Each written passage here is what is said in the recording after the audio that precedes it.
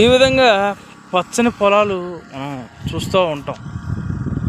అయితే ఇలాంటి పచ్చని పొలాల్ని ఇలా రియల్ ఎస్టేట్ వెంచర్లుగా వేసేసి రైతన్న తాలూకా వృత్తిని దెబ్బతీస్తున్నారు. అదే రీతిగా చూసుకున్నట్టయితే మంచినీటి కాలువ ఏదైతే ఉంటుందో ఇలాంటి రియల్ ఎస్టేట్ వెంచర్లు వేయటం వల్ల వీటి యొక్క డ్రైనేజ్ సిస్టమ్ ఈ మంచినీటి చెరువుల్లోని మంచినీటి కాలువల్లో పెట్టేయడం జరుగుతుంది. అదే రీతిగా మీరు ఎవరైనా ల్యాండ్ మీద ఇన్వెస్ట్ చేయాలనుకుంటే ల్యాండ్ని తీసుకోండి. ల్యాండ్ని తీసుకుని మళ్ళీ దాన్ని అగ్రికల్చర్గా ఉపయోగించే విధంగా తీసుకుని చేసుకుంటే బాగుంటుంది. కానీ ఇలా రియల్ ఎస్టేట్ వెంచర్లు ఇల్లులు కట్టడానికి అన్నట్టుగా చేస్తే కనుక దానికి భవిష్యత్తు ఉండదు. కానీ మధ్యతరగతి వాడి యొక్క ఆశ ఎలా ఉంటుందంటే మనకి ఏదో పెరుగుతుందేమో, ఏదో మనకి డబ్బులు ఎప్పటికప్పుడుగా వచ్చేస్తాయి అనే విధంగా భవిష్యత్తు ఆలోచించుకుంటారు. ఒకవేళ తీసుకున్న రైతువారి భూములు తీసుకోండి, రైతన్నలను బతికించండి.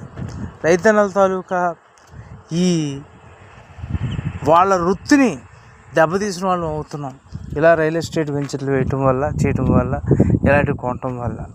అదే కనుక మీరు ఒక మంచి పచ్చని భూమిని తీసుకుని రైతన్నలకి ఉపాధి కల్పించినట్టుగా చేసి ఒక మంచి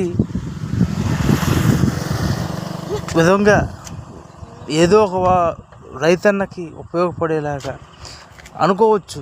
రైతులతో మాకేం సంబంధం లే, సాఫ్ట్వేర్ ఉద్యోగాలు కదా, అది గవర్నమెంట్ ఎంప్లాయీస్ కదా అని అనుకోవచ్చు. కానీ మనకి ఏ వృత్తి నడాలన్నా, ఏ విధమైన ఇండస్ట్రీస్ ఫామ్ అవ్వాలన్నా రైతులే ముఖ్యము. రైతులు లేకపోతే ఏ భవిష్యత్తు లేదు అనేది మనం గుర్తుంచుకోవాలి. అదే రీతిగా ఈ రియల్ ఎస్టేట్ వెంచర్లు వేసేటప్పుడు ఎలాంటి నామ్స్, హెచ్ఎండిఏ నామ్స్ కానీ, బుడా నామ్స్ కానీ ఆ యొక్క అర్బన్ అథారిటీ తాలూకా నామ్స్ లేకుండా వేసేస్తూ ఉంటారు కొంతమంది. అలాంటివి వేసేటప్పుడు మనం క్షుణ్ణంగా చూసుకోవాలి. అదే రీతిగా డబ్బు అనేది ఎవరికి ఊరికే రాదు అంటారు కదా, అలా మనం ప్రతి రూపాయి ఇన్వెస్ట్ చేసేటప్పుడు చూసుకోవాలి.